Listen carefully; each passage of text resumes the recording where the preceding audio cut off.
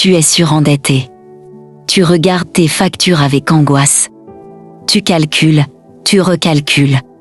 Mais l'argent ne suffit toujours pas. Tu travailles, tu fais des efforts, tu pries même pour cela. Pourtant, les dettes continuent de s'accumuler. Et la peur du lendemain devient un poids silencieux dans ton cœur. Et peut-être qu'aujourd'hui, tu te demandes, « Seigneur, comment vais-je m'en sortir cette fois ?» Et avant de recourir aux hommes, viens d'abord déposer ton fardeau devant le Dieu, qui ouvre des chemins là où il n'y en a plus. Fais cette prière avec moi, afin que le Seigneur apporte une solution à ton problème. Père éternel, je viens devant toi avec reconnaissance, malgré mes combats. Merci parce que je respire encore. Merci parce que j'ai un travail. Merci parce que, même dans les saisons difficiles, tu ne m'as jamais abandonné. Merci pour le pain quotidien, pour la force de me lever chaque matin. Et merci parce que jusqu'ici ta main m'a soutenu. Mais aujourd'hui, Seigneur, je viens aussi avec un cœur lourd. Le poids des dettes m'écrase. Mes charges sont devenues trop grandes pour mes revenus. Plus j'essaie d'avancer, plus j'ai l'impression de m'enfoncer. Ta parole dit dans Habacuc 2, 6. Malheur à celui qui accumule ce qui n'est pas à lui. Malheur à celui qui augmente le fardeau de ses dettes. Je reconnais devant toi que cette situation est devenue un fardeau. Pardonne-moi pour les mauvaises décisions, pour le manque de sagesse, pour les moments où j'ai avancé sans assez te consulter. Pardonne-moi si, par peur ou par pression, j'ai porté des charges qui dépassaient mes forces. Mais Père, tu connais ma réalité. Tu vois que je ne cherche pas le luxe, ni l'orgueil. Je ne demande pas l'abondance pour me vanter devant les hommes.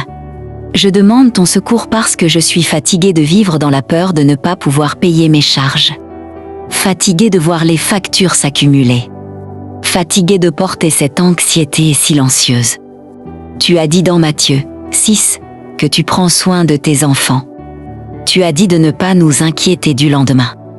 Parce que notre Père Céleste sait de quoi nous avons besoin. Alors aujourd'hui, Seigneur, regarde ma maison. L'argent est insuffisant. Les besoins sont nombreux. Mais toi, tu es le Dieu à qui appartiennent l'or et l'argent. Tu n'es jamais limité. Père, je te rappelle aussi tes promesses.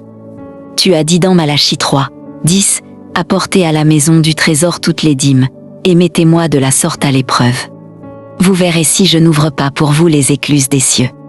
Seigneur, tu vois que malgré mes difficultés, je continue de t'honorer. Alors ouvre les écluses des cieux sur ma vie. Fais descendre une provision inattendue. Donne-moi des portes ouvertes, des opportunités, des idées, des ressources, des aides et des solutions que seul toi peux créer. Tu as aussi dit, demandez, et l'on vous donnera. Alors je demande aujourd'hui, avec insistance, comme cette veuve dans Luc 18, qui revenait sans cesse devant le juge jusqu'à obtenir justice. Je viens encore devant toi, comme cet homme qui frappait à la porte au milieu de la nuit, jusqu'à recevoir ce dont il avait besoin.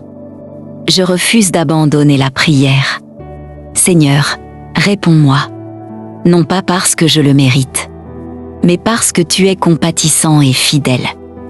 Je te demande de briser le cycle de l'endettement dans ma vie. Donne-moi la sagesse pour gérer ce que je possède. Apprends-moi à administrer avec intelligence. Ferme les portes des dépenses inutiles. Donne-moi des revenus suffisants pour vivre dignement et en paix. Père, je voudrais aussi pouvoir aider ma famille. Je voudrais soutenir mes parents dans leur vieillesse, sans trembler devant mes propres besoins. Je voudrais être une bénédiction et non quelqu'un constamment écrasé par le manque. Et Seigneur, même dans cette saison difficile, je prends une décision devant toi. Je refuse de te déshonorer.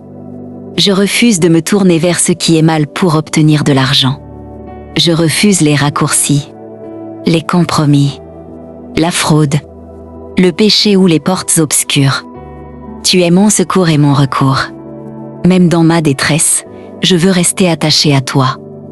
Relève-moi, Seigneur.